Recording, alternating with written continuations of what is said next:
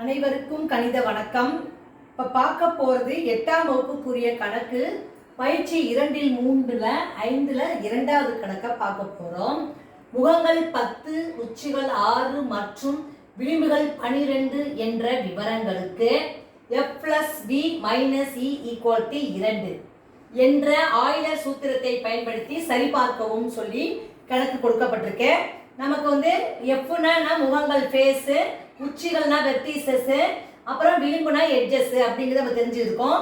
இந்த ஃபார்முலாவில் நம்ம கொடுக்கப்பட்ட இந்த விவரங்களை வந்து நம்ம அப்ளை செய்து விடை வந்து 2ஆக வந்தால் ஆம் என்று நம்ம விடையை கொடுக்கலாம்.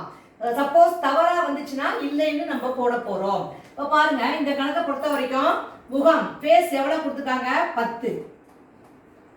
அடுத்து உச்சி வி வந்து 6 கொடுத்துருக்காங்க மற்றும் விளிம்புகள் இ எட்ஜஸ் 12ன்னு கொடுத்துருக்காங்க. இதை வந்து நம்ம என்ன செய்ய போறோம்? இந்த ஃபார்முலால அப்ளை பண்ண போறோம். f + b - e = 2.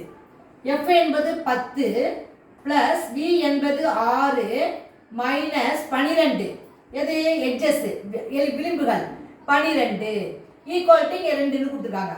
இப்போ 10 6 கூட்டினா எவ்வளோ? 16 மைனஸ் 12 ஈக்குவல் டு 2ன்னு கொடுத்துருக்காங்க. 16ல் 12 கழிச்சு எவ்வளோ வந்துடும்? 4.